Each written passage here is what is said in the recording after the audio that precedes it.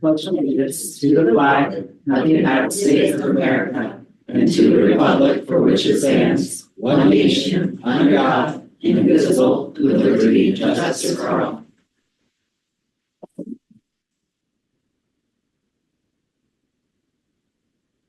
Next agenda item is correspondence. There's any public comments, and do we have anybody online tonight?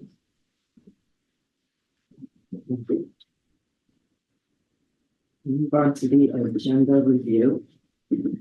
So one thing, we have a letter of intent for the roof project, and my understanding from Laura and her conversation with Peter is that we are going to table that this time and bring that to the January meeting. So picking out item 8. Correct. And reschedule that for January 14th. And then we're gonna add just to executive session, just one more after. okay, one more executive session. So put that as item here. For what? Wants to It's add- really hard to hear from the minutes. I'm sorry. I can't. So we're gonna table number 8, letter of intent for the MBU roof Highgate roof project till January 14th. And then add an executive session, which would be number 14.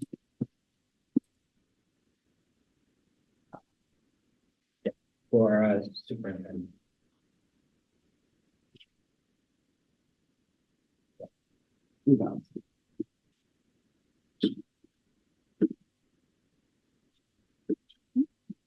Our next agenda item is approval of the minutes. I had a question on the minutes. Showing it as Kelly Wade, which is true, but then I was absent, so I don't know. Can you read both? So I thought maybe I wasn't absent, I was just You're late. just late. Yeah, I'll fix that. You were absent for a few minutes. Yes. Yeah. I mean, 6:06 and then I'll write that.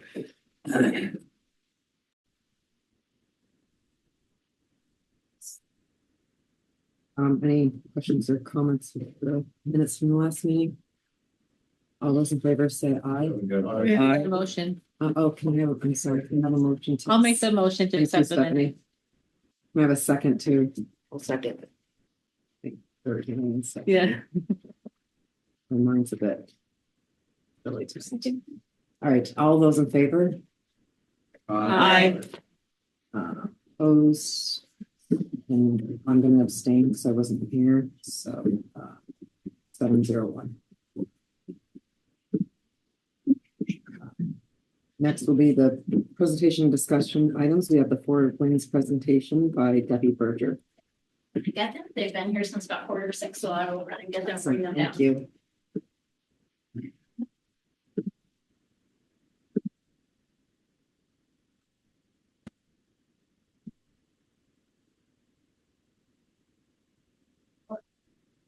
We thought you were in Florida, Don. Well, I'm supposed to be, and I was going out the door to go to the airport. My wife called and said, I just got an email saying all flights, they were canceling all flights all day. So- Really? This was in Plattsburgh. So they don't fly every day. So I was trying with her and other airlines, but we finally found a flight Friday night, so I'll get there in time for Christmas with anyone. Yep, I love that airline, but last 3 years, 2 years, I've gotten canceled like hours before. Explanation, just canceled. So I said, there was a school board meeting and I got here early, and I stepped out of the car and one of my hearing aids fell. I got looking out there, so hopefully it's in the car. Oh. Eventful day.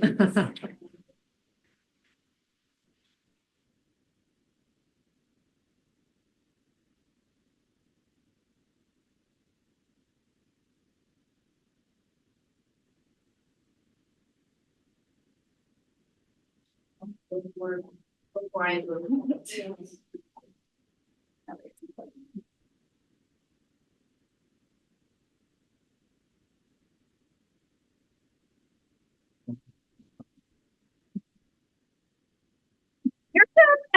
enough chairs over here. So welcome to Franklin. We are always so excited to have the MVSD board here. And I thank the parents for bringing kids here tonight. And we're so excited. And we've got well, I'll let them introduce themselves in just a second.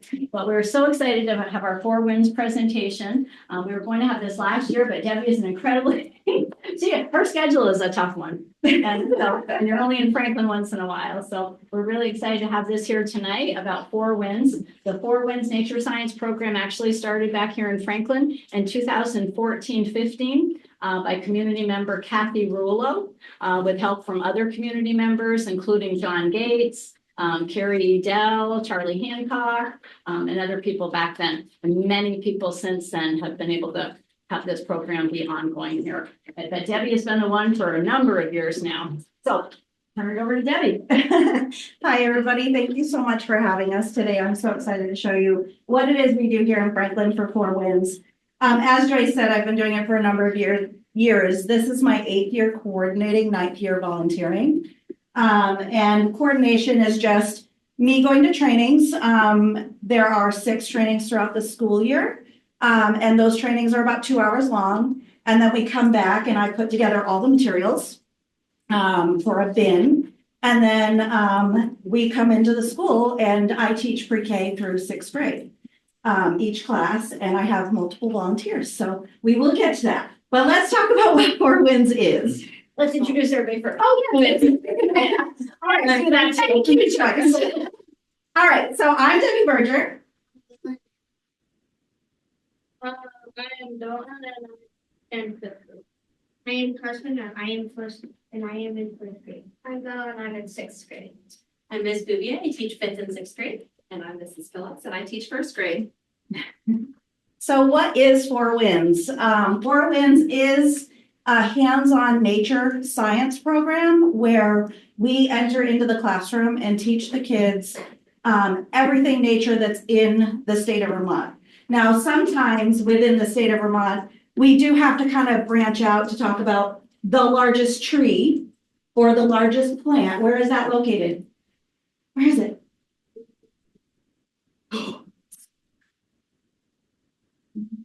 Maybe you can ask Dalton to help you. Located or what? Where does it live? California. California, right? The big redwoods. So the sequoia tree is there. So we do branch out there just so children have that broader knowledge, but mainly what we learn is here in the state of Vermont. So it does support the next generation science standards and the Common Core that the children are learning in school anyhow. And our teachers will give you more connections a little bit later. Again, we are fully organized and run by volunteers within our community. I have Stephanie Ho, Diana Benoit. I have, who else do I have? I have a few others that I can call on. Jen Dewey is another one this year that we picked up since she has retired. So we're always looking for more and more volunteers, but definitely it's a wonderful program to get parents into a classroom. It's a really easy way to do that. So our lessons are organized into 5 different year-long units of study. So these are the 5. I won't repeat them all for you, but we do go through each and every one of them. I'm now in it so long I'm repeating them, which is super fun because I get to learn even more information. Right now we're in cycles in nature.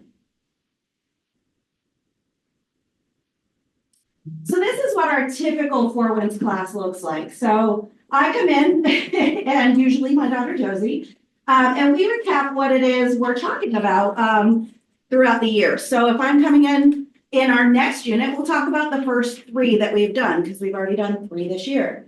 If it's the very first, we'll probably talk about what we did last year. So we definitely tie everything together with them. Then we go into a puppet show. These puppet shows give all the children all the basics of the knowledge that we're trying to teach. And out of this puppet show comes big conversation, very big conversation. Then we go into hands-on activities, and hands-on activities can look like children holding and studying pelts of animals or the skeletons of an animal.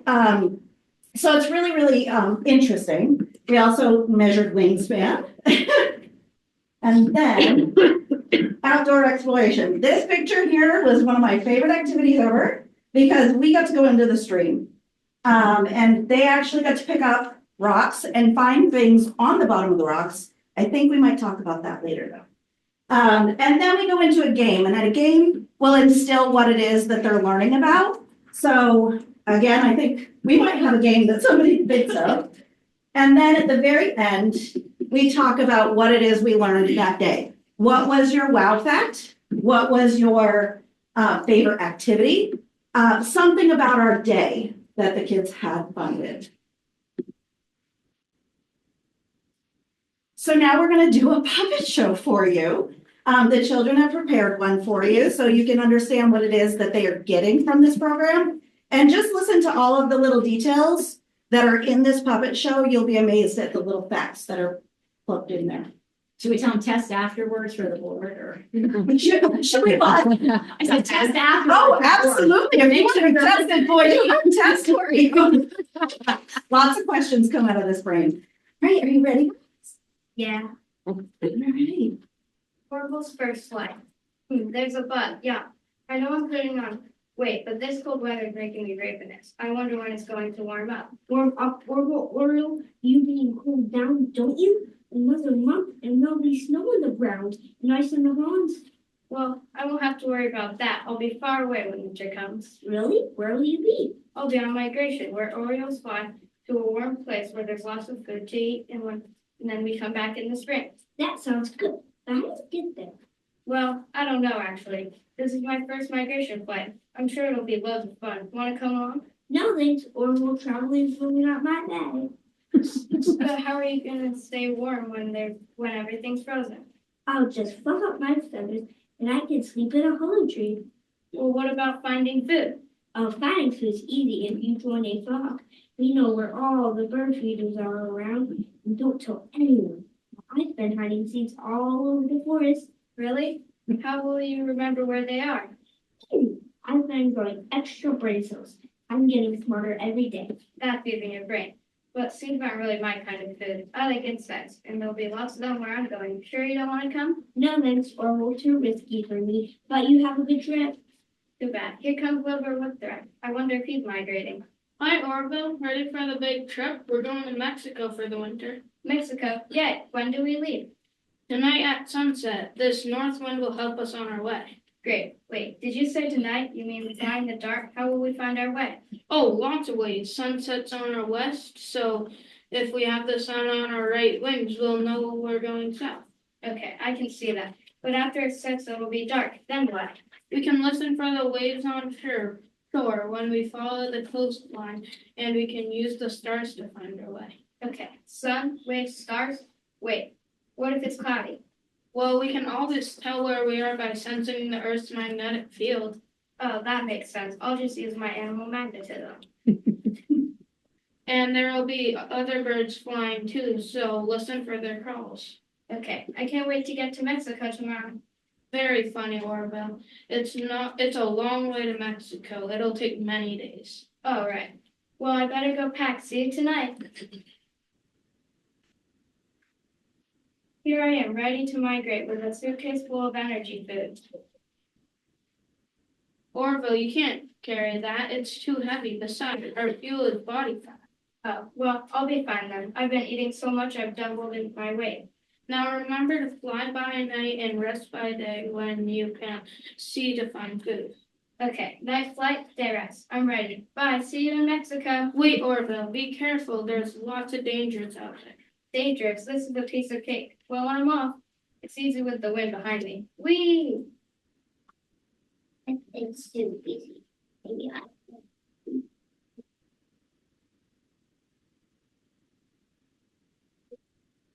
I'm not sure. Or thunder, lightning, and high winds that will not be able. Now I'm in for it. It's hard to fly in the storm, and the lightning is scary. Orville, watch out for those tall buildings ahead of you. You'll crash into them. Yikes, that was close. Is that you, Wilbur? I can't see in this fog. Yes, I'm here. We're about to head over the sea now. Gee, Wilbur. Storms, buildings, fog, and now a sea to cross? Just listen for my calls. Breat, breat. It'll help you stay on course. Thanks, Willard. This is really hard. Well, don't get discouraged. We'll be there soon. Here we are at last. Phew, that was quite an adventure, flying through dangers of all kinds, testing my skills and endurance. I feel like a well-oiled flying machine. There's nothing like flying, is there, Orville? It's a great place to relax and rest up for our flight back home in the spring. Sure is. I just hope spring doesn't come too soon. Then,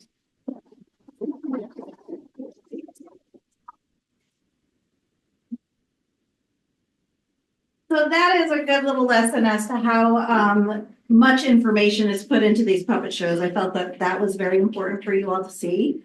Did anybody catch why the chickadee can stay? You asked for questions, Joyce. Did anybody catch why the chickadee can stay? Yes. Because they store up their food and they hide it. They store up their food and they hide it. How do they remember where they hid their food? You can answer if you know. By growing extra brain cells. They can grow up to 30% more brain cells. So that's just a little lesson as to what type of questions I ask in a classroom. And then we'll go through everything that was in that puppet show, like what kind of obstacles that they had. Was it easy for them to get there? Was it easy for birds to fly? No, why? because they had like storm clouds, buildings, and sometimes like airplanes Planes, yes. and sometimes different objects in there and other birds too. Absolutely. So that's just a little taste of what our puppet show can teach the children. And now we're going to talk about integration. So this year, as you know, we have adopted the American Reading Company framework for our literacy program. And we have seen it from Unit 1 and we'll see it at the end of the year. And I've seen the connections, and students are also seeing the connections with literacy. So Four Winds connecting with what we're doing in reading during the literacy block. I actually had a student one day during this particular puppet show looked at Debbie, looked at me, and then pointed to the ARC library. And he had recalled that we had recently read a book about migration. And so we pulled that book out, we shared it with Debbie, and we had a lengthy discussion, and they were so engaged in that discussion about migration. It did, and it was a really good connection for him because animal magnetism is really hard to explain to children and even adults. I ask you what it means. It's really hard for you to explain it as well as I am. Yeah. So this book gave them the knowledge and the connection that we all needed to And I get that. feel like that happens during my literacy instruction as well. Students will raise their hands, wait, we talked about this with Four Winds. And sometimes they'll pull from things that they talked about in kindergarten or pre-K. Like, wow, you're right, we did do that with Mrs. Berger in the a couple years ago. And so the kids are making some natural connections with Four Winds and literacy instruction. So it's been really great to see. Yeah, they're making a lot of amazing connections through math and science as well. While they seem science connections, seems like it would be pretty natural. Four Winds is really focused on the natural science and outside and all of those things you saw at the beginning, whereas our curriculum isn't always really focused on that. However, students have been able to sort of make those connections from past Four Winds. For example, I know, well, then you had recalled what about the bubble wrap? Do you mind saying something about that real quick? That the bubble wrap, since there are air pockets in it, it helps insulate the water. Absolutely. So when we had a hot cup of water, they had a lot of different materials that they tested during Four Winds when they were trying to figure out animals' habitats and how they keep warm in the winter in their little coves and caves. And the reason was the air. Last year, 6th grade actually made that connection from the prior year with Mrs. Berger when we were doing our thermal energy unit in 6th grade, when we were trying to do an engineering challenge of keeping it cold for as long as possible. And they were able to use that to help them with their engineering project later. Similarly with math, this year was really cool in this actual lesson as well. We were talking about how fast a hummingbird can flap its wings. And the kids got to try to flap as fast as a hummingbird, which I did not realize how incredibly fast that was. We took some time, and Mrs. Berger had given us some information on about how many flaps they do in, I think it was 1 minute. And we were working on rates and ratios in 6th grade. And they were like, well, what would that be for 1 second? How many flaps could they do in 1 second? And well, many times we often end up sort of leading that as adults. The kids took over. And they had been learning how to do that in math class already. So they were able to apply what they had learned in math in this new context. And we made a table and we set it up on the board. They told me what numbers to fill in and they figured out, Bella, do you remember how many flaps in 1 second? 50. They flapped 50 times in 1 second. It was crazy. But we're making lots of connections across whether they're applying what they learned in math and science or applying what they had in 4 Winds into their curriculum now. Similarly, in 2nd grade, especially our 2nd grade teacher was so excited that this lesson, they ended up measuring the wingspan of different birds. And it happened to fall right in the middle of her unit where she was teaching them different ways to measure using measuring tools. So it was a great connection at the same time for them to practice those skills. And as I always like to close, I'm not saying you can't ask us questions or we don't have anything else. I do want to tell you this one quote because I do love this quote from 4 Winds. Children learn science by doing science, observing the world around them, asking questions, and using all of their senses to explore and investigate. It goes way beyond a book. So, do we want to? We were gonna give them the chance to talk about what they've liked about the Let's see. So let's talk about something that you guys, either a wow fact or one activity that you love the most. Go ahead. I liked when we did the water, sun, soil, and seed. And we had to go around cones, and when a teacher told us to stop, we had to stop. And to the closest cone that you were closest to, you had to go to it. And you normally have a group and you could see if you could make a plant with it. Right. So everybody's given a little card that has either a seed, sun, water, soil, or it could be drought, and it could be a hungry insect. And if they're combined together in a good formation that they might be able to grow, then that seed can actually grow. So that's how that activity works. But it's something that's physical and gets them out running around a cone and having a good time. But also, was it really easy for seeds to grow? No. They need a good environment. Who wants to go next? My favorite one was one that Mrs. Bouvier mentioned earlier about the bubble wrap.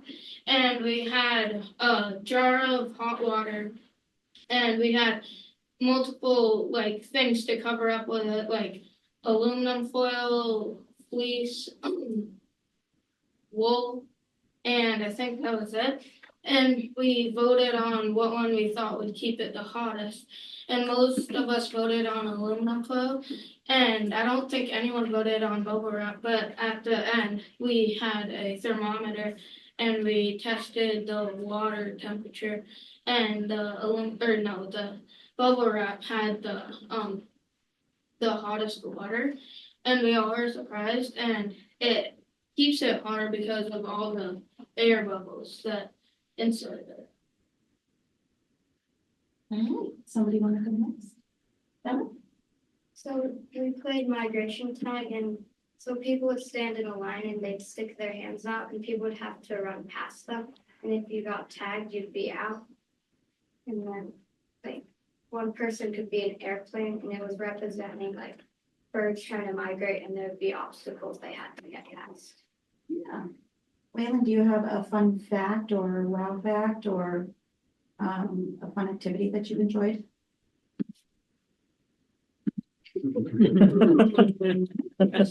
So many to choose from. There are so many to choose from.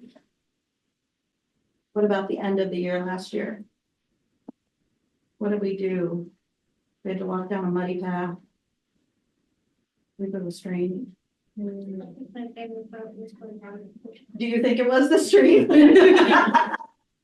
I think most of them last year were like, this is the best. Because I always have to ask them what they love the best. So what did you love most about the stream? That we get to Catch animals. What kind of animals did we catch? What were they? Insects, but were they adults? What were they? Nymphs? What is the big word that talks about the change in that form? What is it? Metamorphosis. Good job. Yeah. The big words that they're remembering because of this program is wonderful. So that's our program. Does anybody have any questions? Did you have something you want to tell? You're looking at me like you're like, give me something more. Okay. Because I can give you a million things. It's okay. Any questions? Any thoughts? First of all, thank you all to the I got some parents who questions. brought these children. Yes. How many children do you have in the program? So Pre-K K goes through to every 6th grade. class, K to 6th grade. Okay. Actually, pre-K to Pre-K to 6th grade. 6th grade, So yeah. all 150 kids. Wow. It's a So lot. they all participate. And I wanted everybody to hear about the Four Winds program, but I really wanted the chance to have Debbie come to thank her because she's been doing this 8 years, coming here it almost works out to be every month. And sometimes she'll have volunteers that do different classes, but even with volunteers, she's training those people. So this has been an incredible contribution to this school for many years. So I wanted a chance to thank her publicly because it brings so much to our school. And as you love it. hear, it really enhances all the learning in this school. Go and get Debbie in here right now.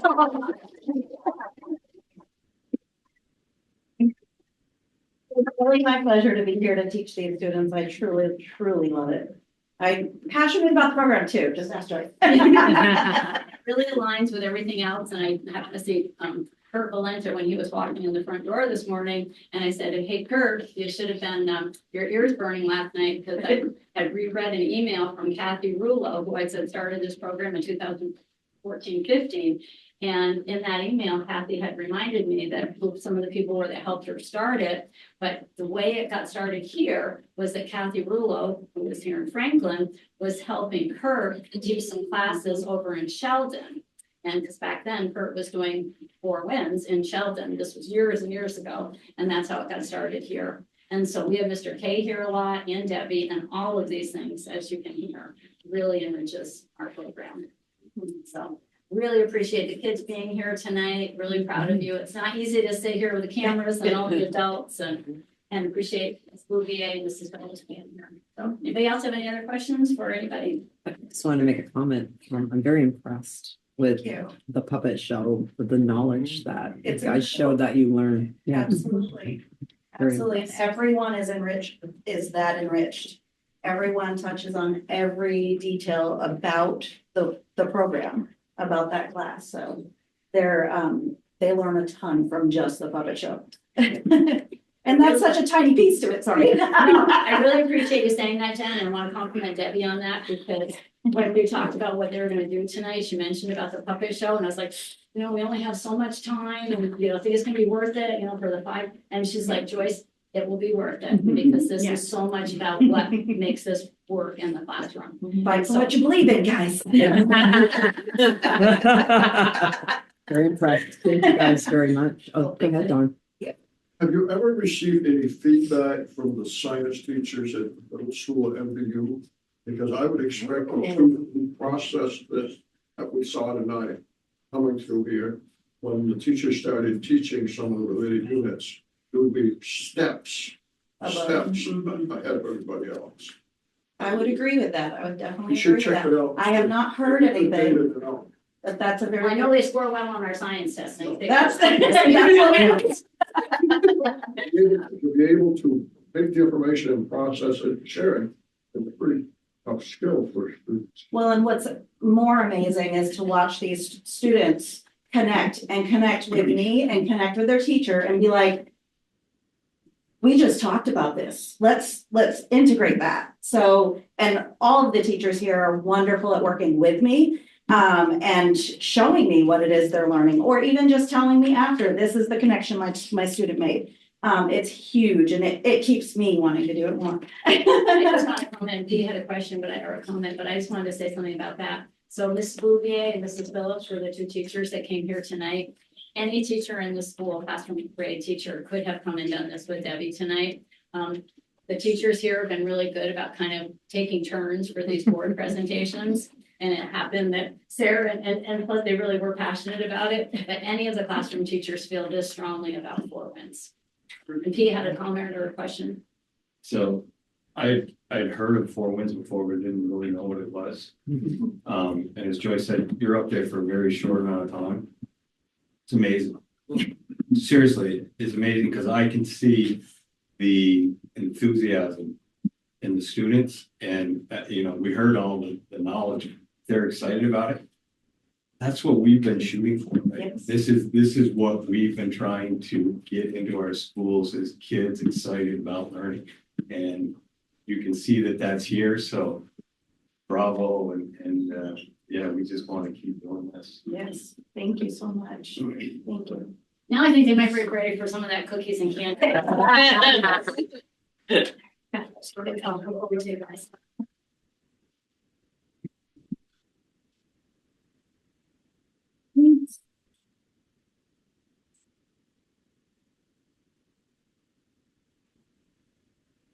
Yes, these are homemade. Just one, okay, one cookie, okay? Just one cookie. What a day left for you, Debbie. Well, I have to get all the pins out, but then I have to find all the paint sticks. But it is a process.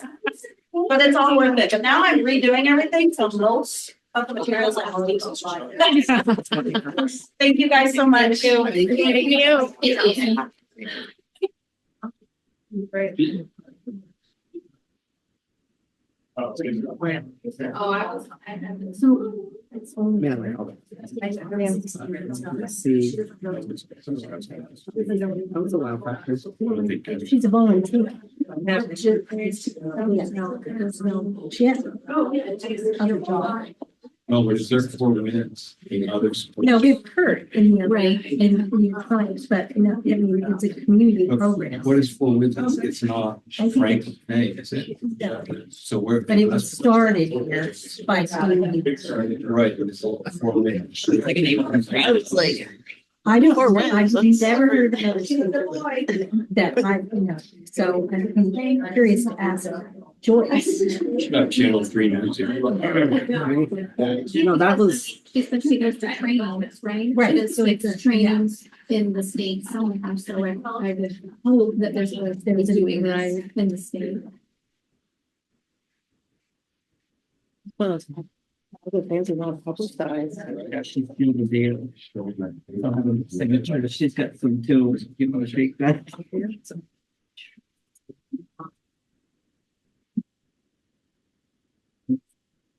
I had enough, but I wanted a few extra ones to insurance. this agenda item is procedure for determining administrative contracts, information. Possible action. You're not running. Where? You're not running. I'm running. No, it's for Julie Rivers. Did you sign it? Did you sign this? Yeah. For Julie Rivers? I think he did. She can run Treasurer. any town. So if you want to sign, I didn't realize you hadn't signed it. But I got a second page. Now we can get it today. Yeah, that's for the district. Sorry, I thought you had signed it already. One thing I am gonna say, it always amazes me is because we are a combined district, but yet I strongly feel like I should be able to sign this Well, petition. we used to be able to do that, but then because this, for some reason, I think it's the way that it was set up. Thank you. That's probably an extracurricular.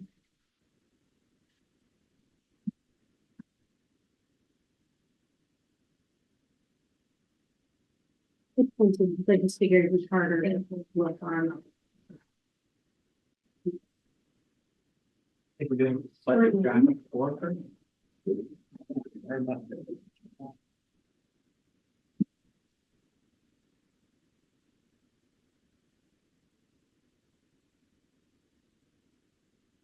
Not doing the budget before on the agenda. Yeah, we jump around.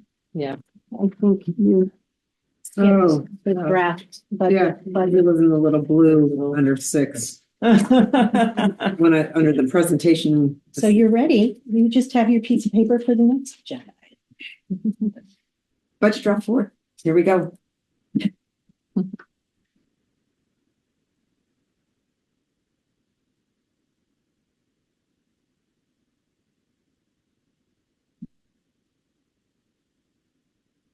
thought a great way to kick off the budget draft 4 conversation was to look at some really good data from last year. Some of you may have already seen this. I think we've shared some of it. I shared it with Pierre again today for some conversations in Franklin, but it's just our state ranking for our budget per pupil costs, our ed spending per pupil costs, and then our equalized tax rate from last year. And then it basically tells you where we are percentage wise with the other school districts. So I think it's pretty compelling when the ed spending is 80% of the schools in the state spend more to educate their students. So we're doing a lot with a little, I think. I thought it was a great way to start conversation. Draft 4 is at 50,576,11. It's an increase of 1.6 million or 3.3%. There's a link there to the document for you. The notes for draft 4 now include a 2% increase for next year's transportation agreement. That's a savings of $130,000 from the last draft. I had included a 10% increase because we needed to go out to bid. We have now, we'll talk about that later, but we have now secured a 2% 1-year renewal, which is allowable under the contract renewal growth rate that the AOE puts out. So that's definitely helping us with this draft. I've now included Act 166 pre-K tuition. That's for the 10 hours that we're required to provide. That increases every year. It's announced by the state. So it's now at 3,982. So that's an increase of that 24,000. The ones in blue are the ones that we don't really have control over, by the way. We have now included professional salary movement on the scale. So when teachers are gaining additional professional development and degrees, then they move on the salary scale. So that increased about 36. Do you remember how many people it is? Top of your head? This year is like 16. 16 of those, yeah. So we had 16 teachers. That was an increase of 36,000. A tech transportation on behalf payment, the state of Vermont pays for part of our tech transportation for our students. It's basically a flow through, but we have to reflect it in our budget. And then I have it on the revenue side. They announce that rate every year. We multiply it by how many kids we have. So there's a line item in the budget for that 35,383 this year. It's always an estimate. I've updated the salaries once again for all staff in this draft, and that probably will be discussed in executive session since we're in negotiations. And instructional technology lease expense. We lease our replacement cycles for technology. That includes Chromebooks, teachers, equipment. They're not smart boards anymore. What are they, Rusty? Different kind of. Yeah, anyway, big screens like that for classrooms. We now have those on a replacement cycle too. And I'm using an interest rate of about 6%. I haven't actually solicited rates yet, but I think we'll be okay. So the increase from draft 3, mostly because of that savings from the transportation, is only 48,212. Just for both transporters? Yes, both of them had to agree. So, and they did. They both got the same percentage increase. Yes, yeah. I was going to share OpenGov because we've done some really exciting stuff in it, and JR has added these great pictures and everything, but the internet isn't supporting it tonight, so I don't want it to be not well presented. So I'm going to do it next time. So here I just like to include the sample ballot language for draft 4. So you can see the numbers in blue. Those are the ones that would be adjusted every time we adjust our draft, but you can see still at a very moderate increase to the spending per pupil, 2.63%. And that wording is made. Yes. So it's that time of in this process, I should say, where we start to look at tax rates. I unfortunately did not have accurate information from the state of Vermont. They're really struggling with their data. People talking to their finance committee. Rusty has been working with me and some people from the state to get that all sorted out. But I believe that, late last night, we received a file with the new information. Rusty and I spent a good portion of the day looking at that and evaluating. I think we were able to reconcile. We did find one more mistake they made, but they've told us, yes, we were right. And so we were able to use our number. I'll just interject there. Sure. Between Rusty and Laura, I mean, a few weeks ago, I had superintendents texting me about the data. None of them knew what they were doing. they were chasing their tails. They had the wrong information because they were relying too much on the agency, where Rusty knows his information and Laura knows her information more than the folks at the state that are in charge of setting our tax rates. And I just have to say, you know, when we are in a position of correcting them and they don't believe us, and then they realize, oh yes, you were right. I just think that these two need some particular commendation for their level of skill and knowledge, because there are not many others in the state that have it. Thank you.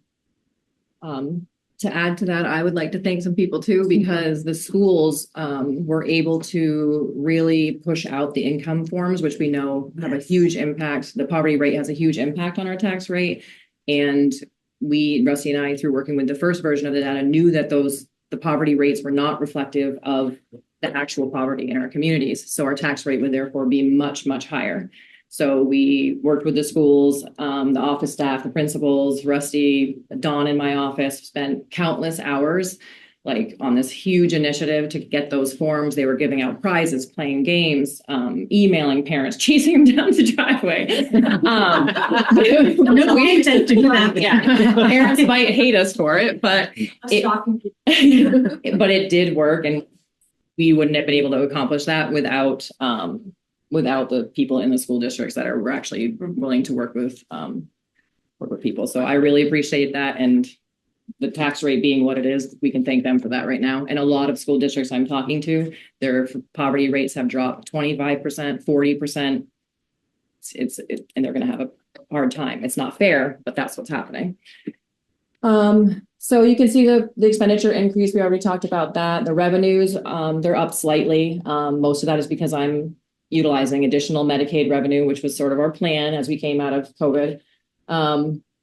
And the issues with the tax rate last year. Net ed spending is up about 2.7%. I didn't put a comma there or a bracket there. A little over $1 million. Long-term weighted ADM is up about 2.63%. That's that number you saw, or $311. The next one is the adjusted yield. This is that new calculation that they're doing where basically they're using a multiplier for both the yield and the CLA portion of the calculation. It's a little over 70%, but basically it's helping to, well, it's not really. It's evening out the CLA implications. And it's supposed to start helping the school districts that also have really large variances between their CLA and the property value. So we are very low. We're in like 70% in some of our towns for our CLA. So this has actually helped us a little bit to have the yield and the adjustment. But you really can't compare the 9,893 to the 8,553 because the 8,553 has that calculation. It's been adjusted for the CLA piece and the yield. So it's an increase of $340. We still need to know what it is. I am concerned the AOE, as Julie pointed out, is not sure or not confident as of last Friday that they used the correct number of students in the calculation for the December 1 letter where this number goes. So our data is really good. Our data is good. I do not expect there to be wild variations the way there was last year. No. I think they'd be talking a small variation, and Laura has run various scenarios to see what an impact within a certain range would be for us. But I think barring the yield, which they can do what they like in any year. Right. I think that we have really good numbers and we're really confident. Yeah. If the yield changes even by $300, which would be a lot, we would still be having a reduction in our tax rate. But this is the number that was put out, so this is what I'm using. So then you can see the tax rates for Franklin there, Highgate and Swanton, decreasing of 9 cents, 17 cents, and 5 cents. The reason there's such discrepancy is because of the variance in the change in CLA from last year to this year. It was more severe in Highgate. And so it's creating that discrepancy. And I promised last time that I would create some information that included MVSD information compared to that December 1 letter. So basically, these are all the data points that the governor was including or the tax commissioner was communicating. And we're being compared to the state here. So the average property tax bill increase for the state is projected to be 14%. MVSD is projected right now to be at 8%. This is for this year. Average. Yeah, this is for 26. Not next year. I'm sorry. No, this is next year. I just put the wrong year. Oh, you put. Yeah. FY. This is 20. Oh, no, I'm sorry, 25. Yeah, Yeah. you're right. So it's 8% now. 26, the state is proposing the 5.9% or 6%. And then MVSD is looking at a 7% decrease. So we need to market that, I believe. The average property tax rate, you can see those. So again, we're going down 10 cents, or we're estimated to be going down 10 cents, but we're still way 30 cents below the state average. And average per pupil spending, again, you can see, $2,000 below what the state average is projected to be. I think we're doing what's being asked of us by the state. And that's all I have for right now, unless people have questions. So I think everybody should be pleased with what we see there. But how does that set us up long term? I mean, we've had these discussions other times when we zoom way up and then go down. I mean, does this put us in a safe place a year from now, 2 years from now? I believe. Or are we maybe decrease and then have to make up that difference plus? Well, the reason, a majority of the reason that the increase is so minimal this year is because of the reductions that we've done to offset the increase to benefits and salaries. So there were position reductions that offset a good portion of that. And it's, so with that understanding and the reduction in the staff, yes, I think this budget includes what we need. I don't think we're being overly Drastic. Yeah. There are some things I'm going to look at one more time. Again, the student services, it changes every day. It's a huge part of our budget, the special ed pieces. So I analyze that right up until the end. But department budgets will be reflected in the next draft. They are coming in lower. Tech budget's coming in lower. There's more detail, more scrutiny being involved. So I think. Oh, it's all good news. Yeah. We're not undercutting or positioning ourselves poorly, I don't believe. I think we've been preparing for this for the last couple of years. Don, one thing I just want to say to that is, we're representing a conservative budget. We could be, trying to be more aggressive like other districts. However, we do have some room to keep investing. And I think it's sort of a testament to all the principals and all the directors and everybody that the things that we're focusing on are doing well. And so we're in a really good place, I think, to, keep trying to invest in things that are going to work long term, given that, I think we're probably about as well positioned as any district in the state right now. And so I think we should remember that, to keep focusing on the programs, the things that are working. And I think ultimately, if it comes down to it too, when there's talking of staff reduction, having the staff that we need versus having too many at a lower rate. So things like that. But we're in a really good position. And we talked about this in the finance committee. And one of the things I actually want to do is I want to highlight where our district is to a lot of the legislators and kind of say that we can do both because our test scores are going up. We're doing a lot of programs towards like student outcomes. So I think long term, I think we can show that a district can both somewhat be conservative, but still put the money where they need to. So that's kind of my take on where we are. And take care of their buildings better than most school districts that I'm exposed to anyway, because we have almost a $2 million line that we've built up over the years. So I agree with Brennick that we're in a much better situation than a lot of the people that I'm talking to, towns I'm talking to. So just Don made me think of something, and as far as the carryover, You know, how usually we carry over roughly one, I think is where we try to be. Is that kind of where we're headed? And it's probably one of these reports, but It doesn't. I try to do that every year. That $1 million happens by managing the budget throughout the year. because it's just, so again, I was thinking of Dawn's question to you, you know, like where are we setting ourselves up? And you're making the comment of the department budgets are coming back in, and you're saying they're coming back in, you know, lower. So I'm adding a contingency though. Okay. Yeah. You know, like, so because, you know, $1 million or 2 million, that could make a difference of, you know, our regular increase from year to year. But then if we don't have that carryover that we normally have been comfortable having or used to having, you know, if that 1.5 could look like 3. Oh yeah, the impact. Because there is no carryover because we were so careful with the departments. But yeah. Okay. So well, the departments are minuscule. Okay. Yeah, I mean, to me, it's a lot of money and we are ridiculing them and looking at historicals and everything, but the impact of this, but you are absolutely right about the impact of the carryover. Right. We ended last year at about the $1 million. Again, I don't budget with that in mind. I'm just cautious to not be, you know, to not undercut ourselves in every line. What we're doing now, and what I've said the last few years is after we merged, then we had COVID. I need a few years where we have consistent schooling, consistent things happening in our buildings. So we've started to have that now. So it's providing data where department budgets, some of them were too high.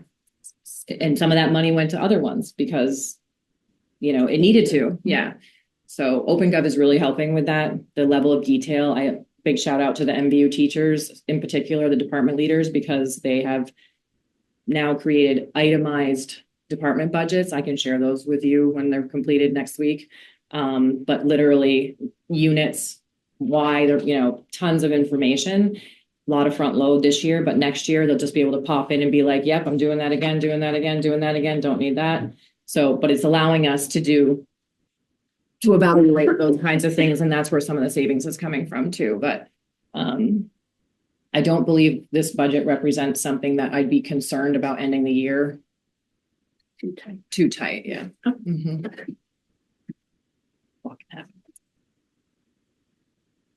Thank you, Laura. Any other questions or comments?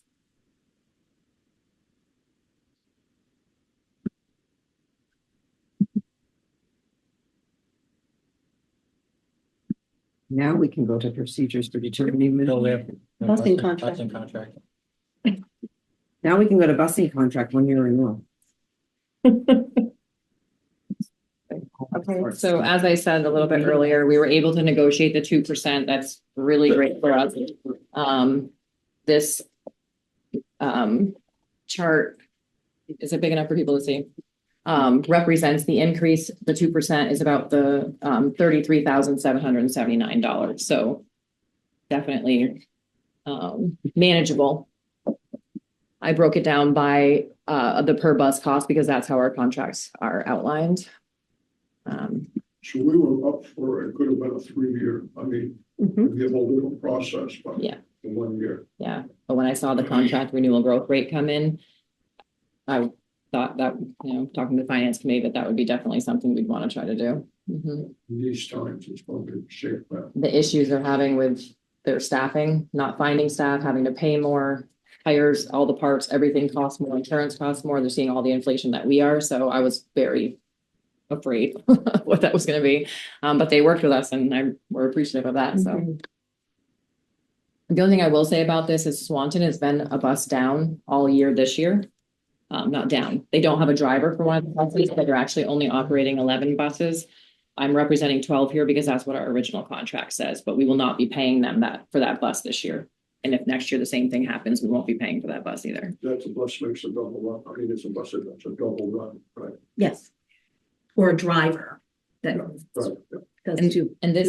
this does not include athletics or field trips or anything like that. We have flat rates for that. Those will go up 2%, but it's hard to calculate how many runs they're going to do and how many people and how many buses. So, but the same increase applies to that. We need by pay for that bus. Is that how the contract is written? Where we written to deliver so many kids or how is it? It's written by estimated, like it's created and based upon an estimated number of buses, but it says that we can change it with proper notice. They can change it with proper notice. So we have that flexibility. Yeah. If they can't provide a driver, then we all have to work together and then what the billing gets adjusted to. We have some short routes in Swanton. Yes, so for example, the short route that goes in through the village, they do that quickly. And then they will come back and then do one of the longer routes using the same bus.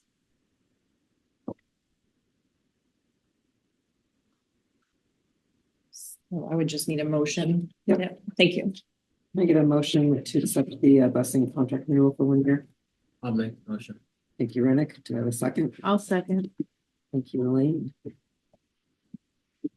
Questions, comments? All those in favor, please say aye. Aye. All those opposed, motion carries 8-0. I'm not doing a letter. No, we're scratch that one off. So All right. now we're gonna go to Procedure. 9. For becoming administrative contracts. So, I can open this one up. So, we as a board last year had, discussions when it came to, administrative salaries and any sort of increases. We had a subcommittee that met and discussed what the board would like for a procedure. And we just wanted to share and have any sort of discussion and kind of explain it in open session, just so that we're transparent in what we were doing. I'm gonna kind of read through the bullet points, and then if there's any questions from the other board members or what have you, we can discuss it. Sound good?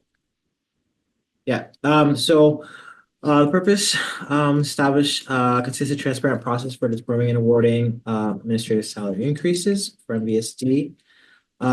Procedure applies to all district administrators, including those with education license and the following directors.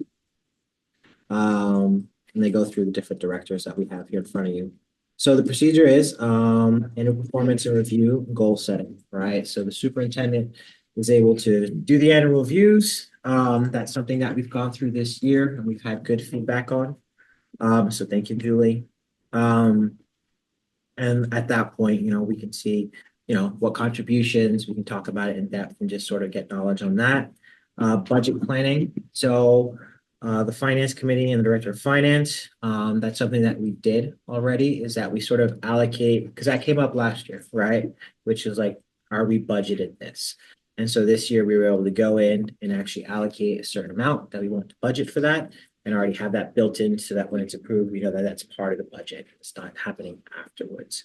So the finance committee did do that already, and that is in there for review later on. There's the cost of living adjustments. So that's something that we have. It's kind of standard. We have cost of living adjustments and what we're going to allocate for that. There's going to be a thorough compensation analysis, which will include market analysis, budgetary constraint, performance data, and then again, any cost of living increase proposed by the school board, which is what we do every year. The superintendent will then make some salary recommendations, and they can be based on any of the following criteria. So it could be a merit bonus, one-time bonus for short-term additional responsibilities or duties. You can have professional development, so it could be adjusted based on professional development or educational attainment, promotions, change of titles, and additional responsibilities, and then a market analysis of compensation adjustments.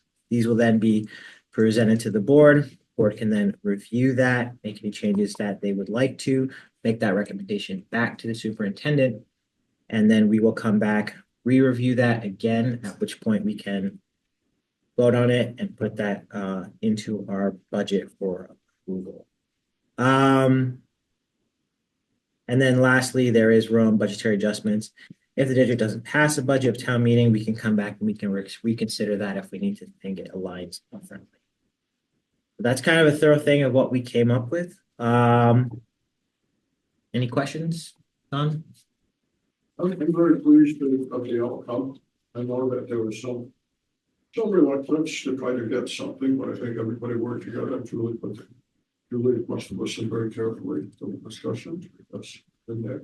And of course, the one thing that, you know, I pitched last year, so I'm always glad to see, is that, the whole bonus idea. Because otherwise, if you don't go with a bonus, you don't give a one-time bonus, you get it for 20 years or 30 years because it comes by the salary. It's a little nuance that maybe most people may not agree with, but I just think that sometimes we need to step out of our comfort zone and say, they need for the work they did this particular year, they need to get extra, but it doesn't become their salary, base salary for all. So I think it's good. I'm always an advocate for letting people know how decisions are made. Yeah. And until this happened, I don't know if many of the administrators knew how we came to it. They probably really came to it in good faith, but I think it's good. And we'll know it's good if it works over the next year.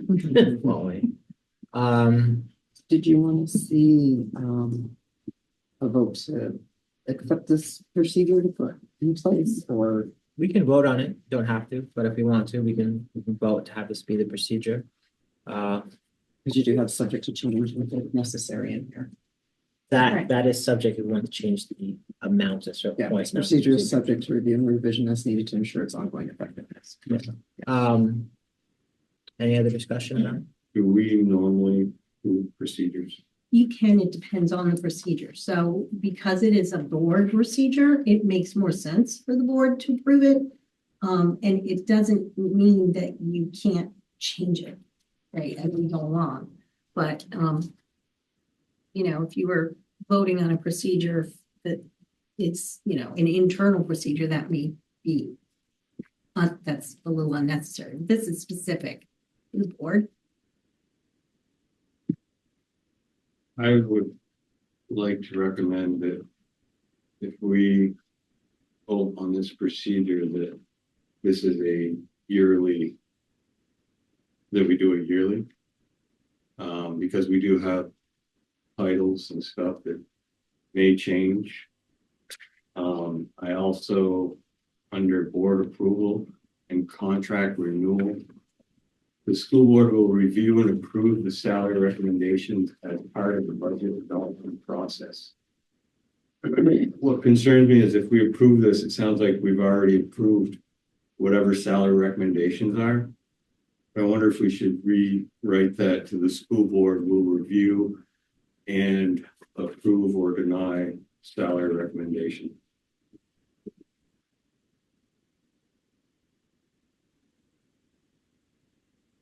So the school board will review, approve, or modify.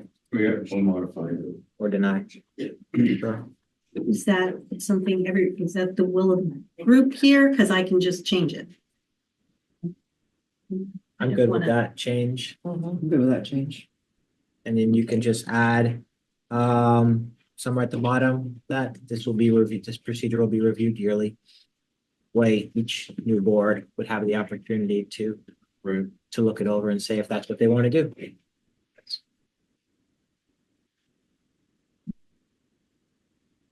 All right, would somebody like to make a motion to accept this procedure with the changes of under board approval and contract renewal to be the school board will review and approve or modify or deny the salary recommendations as part of the budget adoption process, and adding in the note that this procedure will be reviewed annually. I'll make that. Thank you. Thank you, Ryan. Did you second it? Sorry, Tom, you can have it. I'm gonna executively say Peter and Don. I didn't do anything here. It's Any fine. further questions or comments? All those in favor, please say aye. Aye. All those opposed, motion carries 8-0. Thank the committee for.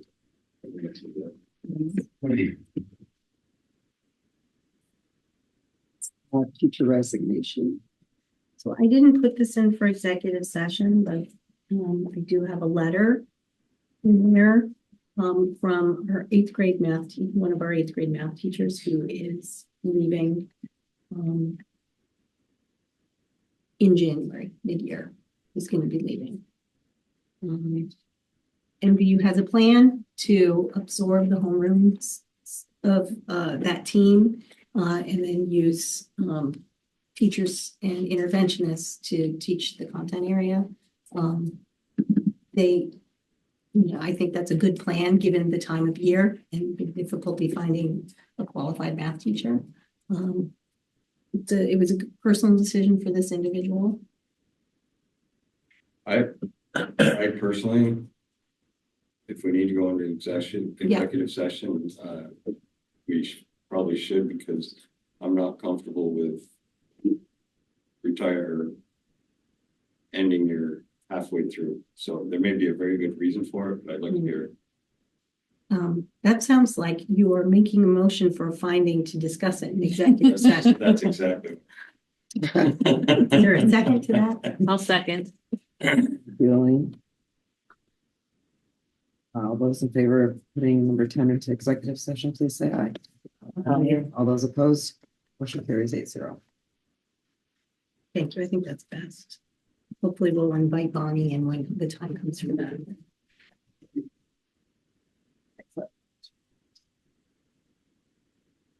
Next, we'll do committee updates. Start with Finance Committee. We met yesterday to go over the draft of the budget. As was stated earlier, I can't emphasize enough that we really are in a good position based on some of the work coming out of Central right now. I think it's something we need to highlight. I know there's been a lot of Laura has mentioned, Julie mentioned that JR is going to do a lot of work and just sort of marketing where we are and where we are positioned right now as a school district.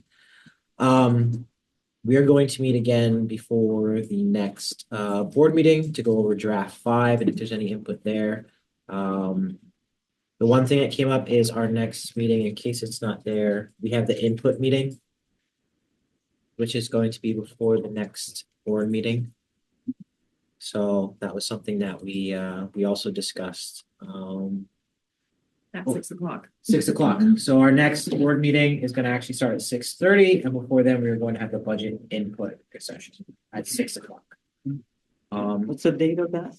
February 14th. The 14th. Yeah. And yeah, we're on a good track. On a good work. All I got right now. Peter, facilities. Nothing really new to report. We did meet in December. We were in a good place, but we will be meeting. I think it's on the 6th. We just moved it up a week. Give us time for our next meeting to discuss some things that like the letter of intent for the MVU Highgate roof. So yeah, more to come.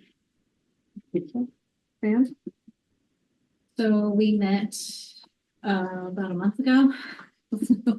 And we had review. So Derek presented to us for artificial for AI and chat GPT.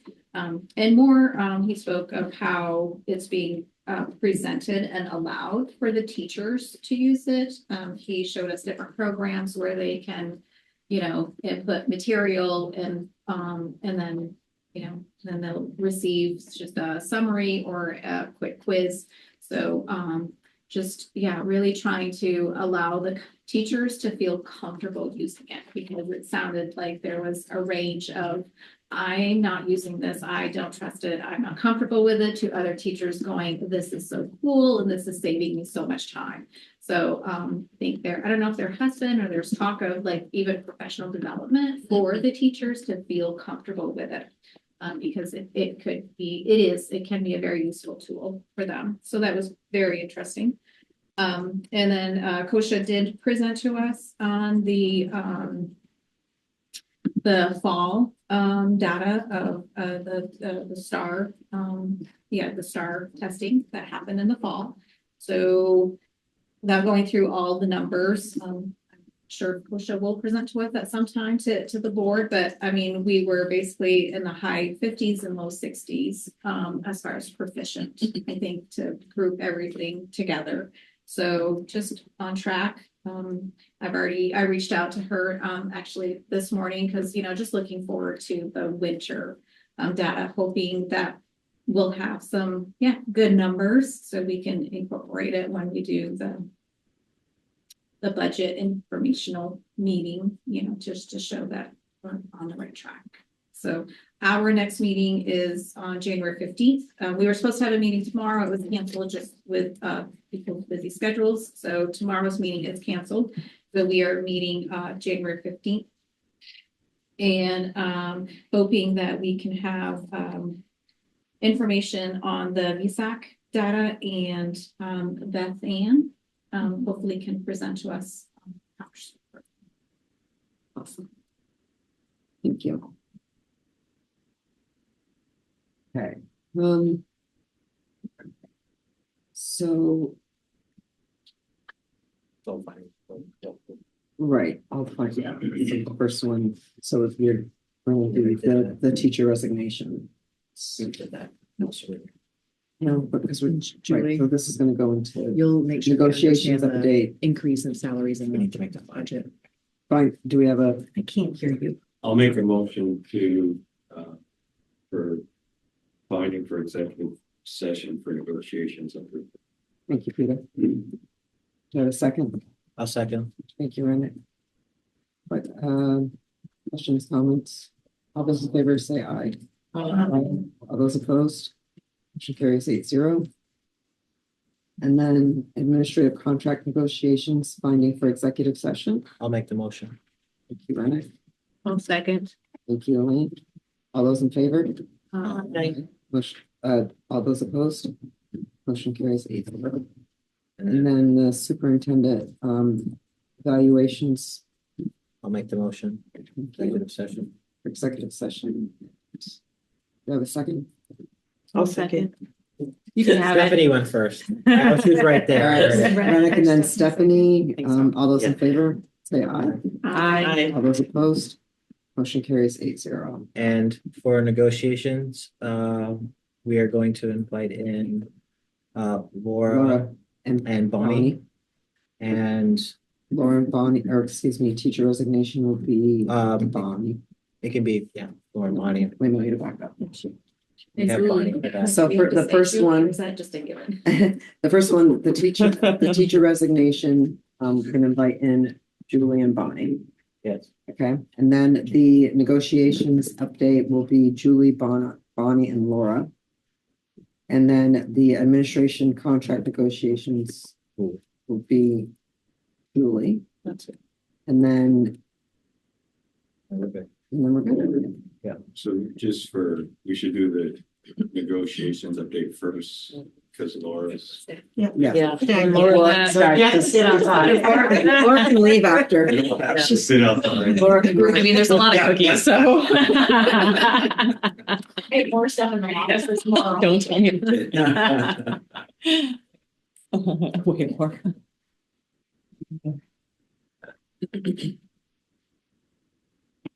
All right, future board meetings is going to be January 14th at MVU. So again, we have the input meeting at 6 o'clock, and then we're going to have our actual board meeting at 6:30, and that's going to be at MVU. Question about that. Yes. Do we still have another meeting after that to set the budget? Yes. Yeah, so that's our, so we have the input meeting, and then we're going to have the informational meeting, which is going to be later on. Peter's question was, do Are we we have voting? another board meeting in January where we will adopt a budget? Yeah. So yes, that's the. I believe our target to actually adopt the budget will be the second meeting in January. 28th. 28. Okay. Okay. Because was hoping we weren't going to set it the same day. We have 2 meetings in sequence. Okay. And January 28th soon enough? Yeah, we don't have to, because the OpenGov's gonna create the book for us this year, it saves us a little bit of time. Really? Yeah. Awesome. Awesome. All right, so we have possible executive session for the purpose of discussing confidential information, premature knowledge. We'll put my one right there. Okay. That's what I call. So we're moving into executive, and we can just We have to make a motion to go into executive. can I get a motion to go into executive sessions? So moved. I'll second. All right, all in favor? Aye. All right, motion carries 8-0. Thank you. Now we're in. To executive session, I'm gonna lock the front door, just saying.